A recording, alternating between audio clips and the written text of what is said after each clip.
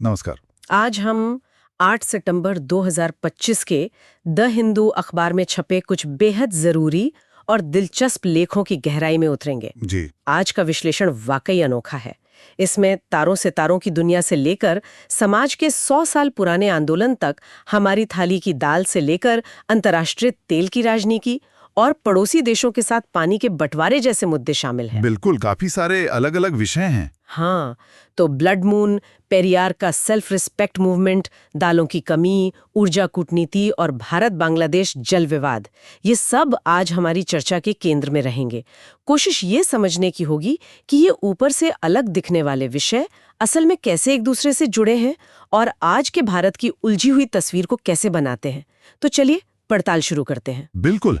और ये सिर्फ अलग अलग खबरें नहीं हैं, ये हमें दिखाते हैं कि कैसे खगोल विज्ञान की घटनाएं हमारे जलवायु को समझने में मदद करती हैं, कैसे इतिहास आज भी समाज और राजनीति को दिशा दे रहा है। सही, कैसे हमारी रसोई का बजट वैश्विक राजनीति से जुड़ा है और कैसे पानी जैसा जीवन का स्रोत देशों के बीच तनाव और सहयोग दोनों का कारण बन सकता है। आज हम इन खबरों की सतह से नीचे जाके उनके असली मतलब, उनके आपसी रिश्तों और उनके गहरे परिणामों को समझने की कोशिश करेंगे। तो पहली खबर जो कल रात आसमान में छाई रही, ब्लड मून। 7 सितंबर 2025 की रात को ये नज़ारा देखने को मिला। वैज्ञानिक भाषा में कहें तो ये एक पूर्ण चंद्र ग्रहण था, जब पृथ्वी, सूर्य और चंद्रमा के बीच आ गई। पर ये लाल क्यों दिखा? क्या ये वाकई कोई अशुभ संकेत है, जैसा कुछ लोग मानते हैं? नहीं नहीं, अशुभ संकेत तो बिल्कुल नहीं। ये पूरी तरह से विज्ञान है। इसे रेले स्कैटरिंग कहते हैं। अच्छा, रिले स्कैटरिंग। हाँ, जब सूरज की रोशनी पृथ्वी के वायुमंडल से गुजरती है तो हवा के कण नीली रोशनी को ज्यादा बिखेर देते हैं, क्योंकि उसकी वेवलेंथ छोटी होती है। लेकिन लाल और नारंगी रोशनी, जिनकी वेवलेंथ लंबी होती है, वो कम बिखरती है और सीधी निकलकर चंद्रमा तक पहुंच जाती है, जो पृथ्वी की छाया में है। नतीजा, चंद्रमा हमें लाल या तांबे के रंग का दिखाई देता है, बिल्कुल वैसा ही जैसा सूरज उगते या डूबते समय आसमान में दिखता है। अच्छा, तो ये सिर्फ देखने में ही अद्भुत नहीं था। सुनने में आया है कि इसरो और नासा जैसी स्पेस एजेंसीज ने इस मौके का कुछ वैज्ञानिक फायदा भी उठाया है। हाँ, ये बहुत दिलचस्प है। दरअसल जब चंद्रमा पृथ्वी की छाया से गुजर रहा होता है तो उस तक पहुंचने वाली सूरज की रोशनी हमारे वायुमंडल के किनारों से होकर गुजरती है। इस रोशनी का स्पेक्ट्रम विश्लेषण करके वैज्ञानिक हमारे वायुमंडल की एक सटीक तस्वीर ले सकते हैं। उसमें कौन सी ग्रीन हाउस गैसें हैं, प्रदूषण का स्तर क्या है, ओजोन परत की मोटाई कैसी है। अच्छा, तो मतलब ये वायुमंडल का एक तरह से चेकअप हो गया? हाँ, बिल्कुल। ये डेटा जलवायु परिवर्तन के मॉडल बनाने और ओजोन परत के अध्ययन के लिए बहुत कीमती साबित होता है। तो ये सिर्फ एक खगोलीय नज़ारा नहीं, एक तरह से पृथ्वी के वायुमंडल का हेल्थ चेकअप करने का मौका भी था। और ये याद रखना भी जरूरी है कि भारत में ग्रहणों को समझना कोई नई बात नहीं। आर्यभट्ट ने तो 5वीं सदी में ही इनकी सटीक भविष्यवाणी का तरीका बता दिया था। सही कहा। विज्ञान के साथ साथ, जैसा कि लेखों में भी जिक्र है, इसका एक सांस्कृतिक पहलू भी रहा है। भारत में ग्रहण को लेकर कई परंपराएं और मान्यताएं जुड़ी हैं। स्नान, दान, पूजा पाठ। सरकार ने भी इसे एक मौके की तरह इस्तेमाल किया है ना। सही कहा। सरकार ने इसे नेशनल एस्ट्रोनॉमी आउटरीच प्रोग्राम से जोड़ा। बताया गया है कि लगभग 5000 स्कूलों में बच्चों को टेलीस्कोप से ये ग्रहण दिखाया गया। अच्छा, ये विज्ञान और गणित की पढ़ाई, स्टेम एजुकेशन को क्लासरूम से बाहर निकालकर सीधे आसमान से जोड़ने का एक अच्छा तरीका था। तो कुल मिलाकर ये ब्लड मून विज्ञान, संस्कृति और शिक्षा का एक दिलचस्प संगम था, जो हमें ब्रह्मांड के साथ साथ अपनी पृथ्वी के बारे में भी बहुत कुछ सिखा गया। बिल्कुल। तो अब ब्रह्मांड से उतरकर सीधे समाज पर आते हैं। एक और अहम पड़ाव जिसका जिक्र आज के विश्लेषण में है, सेल्फ रिस्पेक्ट मूवमेंट, यानी आत्मसम्मान आंदोलन के 100 साल पूरे होना, 1925 से 2025। ये आंदोलन क्या था और आज 100 साल बाद भी ये क्यों मायने रखता है? ये समझना बहुत जरूरी है। 1920 के दशक का तमिलनाडु, तब मद्रास प्रेसिडेंसी। सोचिए, जाति व्यवस्था बहुत कठोर थी, समाज में ब्राह्मणों का दबदबा था। शिक्षा, रोजगार, यहाँ तक कि मंदिरों में घुसने तक पर गैर ब्राह्मणों और खासकर दलितों पर कई पाबंदियां थीं। इसी माहौल में पेरियार ईवी रामास्वामी ने 1925 में इस आंदोलन की नींव रखी।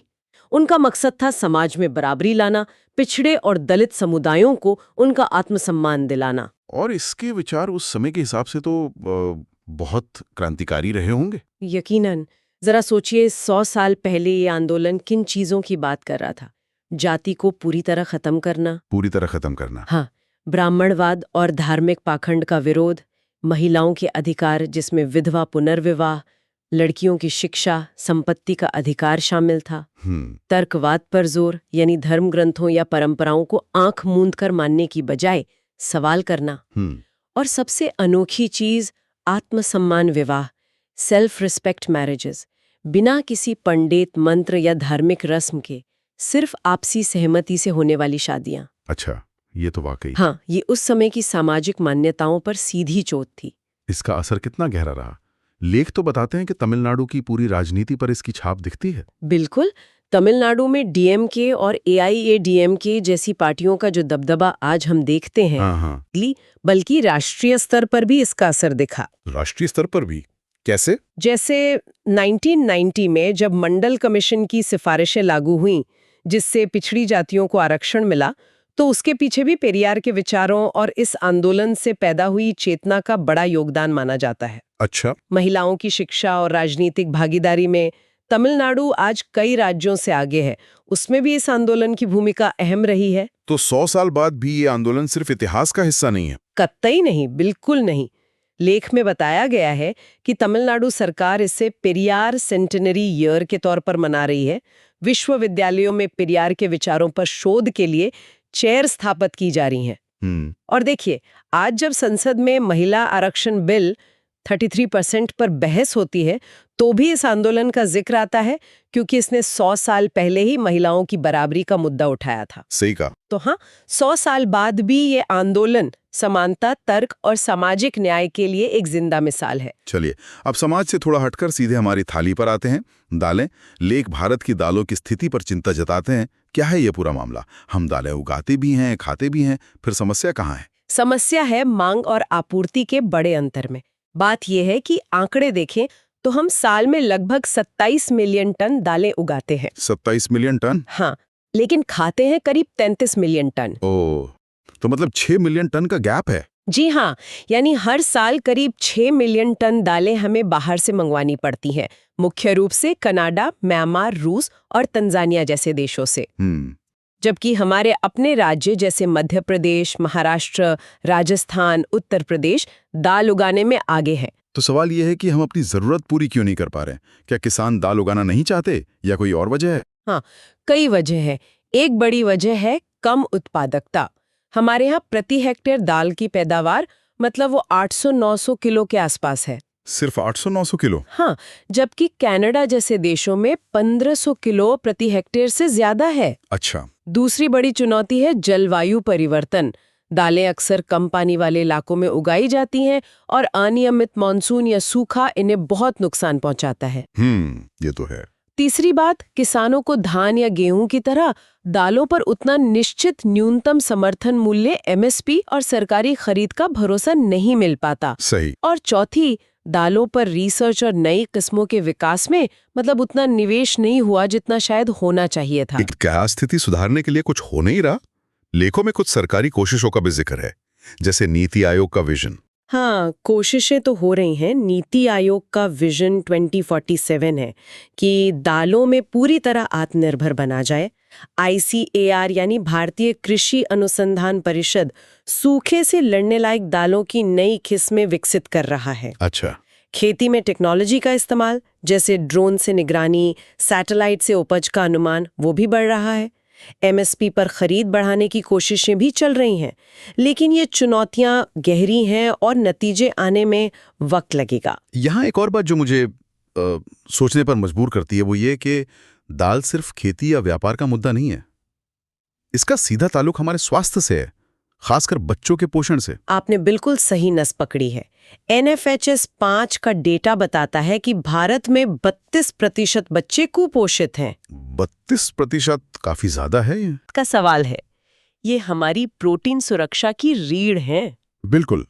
अब खेती और पोषण से आगे बढ़ते हुए एक ऐसे मुद्दे पर आते हैं जो आजकल हर तरफ छाया हुआ है, ऊर्जा और उसकी भू राजनीति। भारत अपनी जरूरत का करीब 85% कच्चा तेल बाहर से मंगाता है। ये निर्भरता कितनी बड़ी है? बहुत बड़ी है। और हमारे सबसे बड़े सप्लायर कौन है? हाल के आंकड़ों 2025 के हिसाब से रूस सबसे बड़ा सप्लायर बन गया है। करीब 35% तेल वहीं से आ रहा। 35% रूस से? जी। उसके बाद सऊदी अरब लगभग 20% और इराक लगभग 18% है।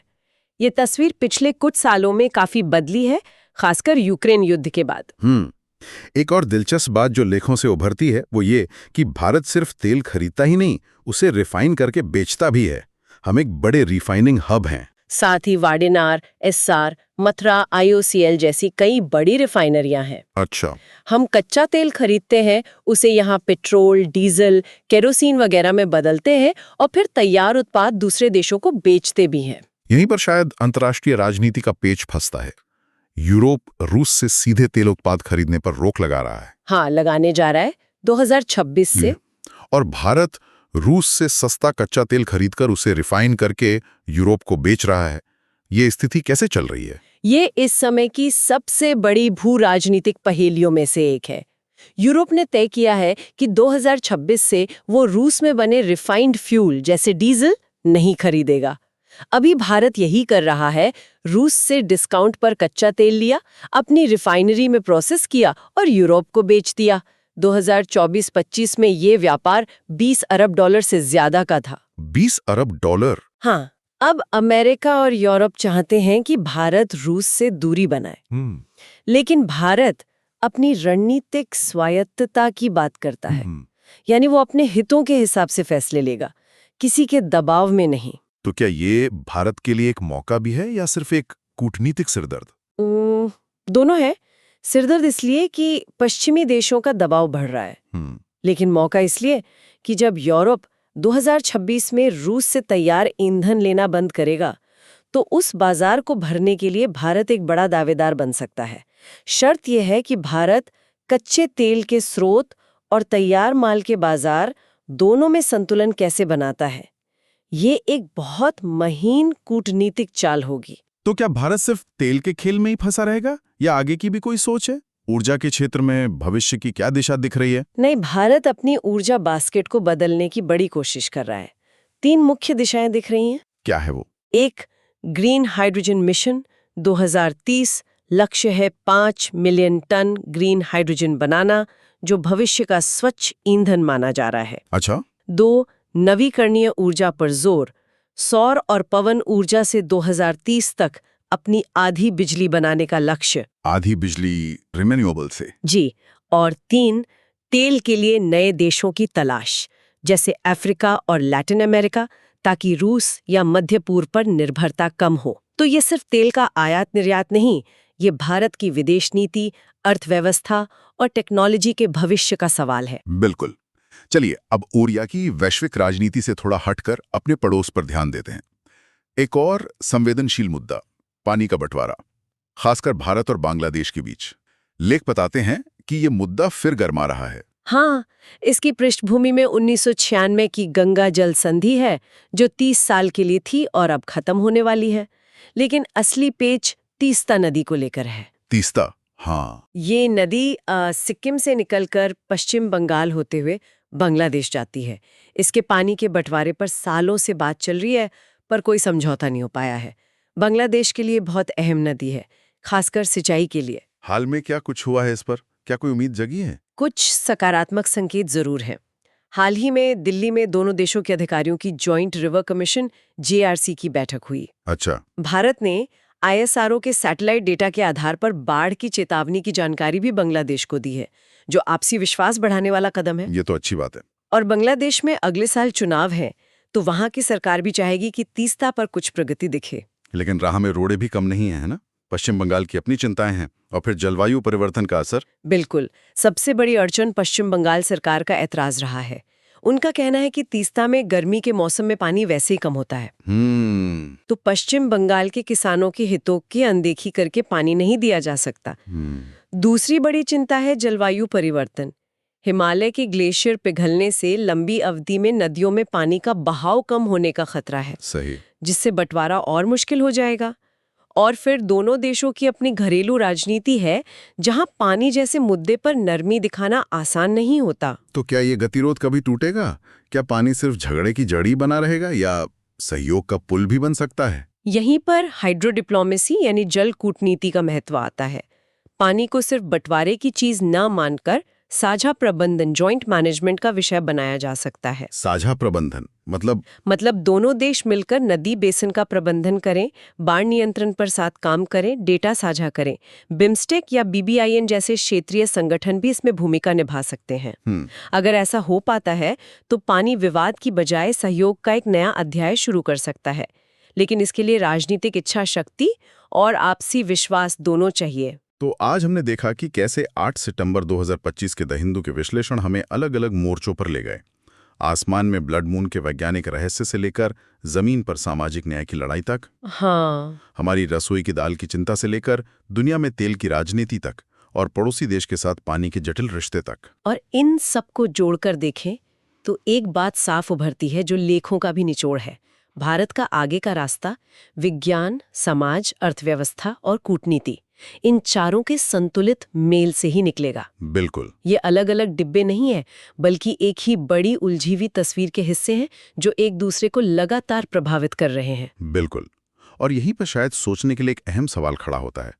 जब हम देख रहे हैं कि जलवायु परिवर्तन ब्लड मून के अध्ययन से लेकर नदियों के पानी तक सब पर असर डाल रहा है, 100 साल पुराने सामाजिक आंदोलन आज भी नीतियों को आकार दे रहे हैं, और दुनिया की राजनीति हमारी थाली की दाल से लेकर गाड़ी के ईंधन तक हर चीज को छू रही है, तो भविष्य की इन पेचीदा चुनौतियों और मौक़ों से निपटने के लिए हमें, यानी सिर्फ नीति बनाने वालों को ही नहीं बल्कि हम सबको, किस तरह की एक समग्र सोच या एकीकृत नजरिए इंटीग्रेटेड थिंकिंग को अपनाने की जरूरत पड़ेगी।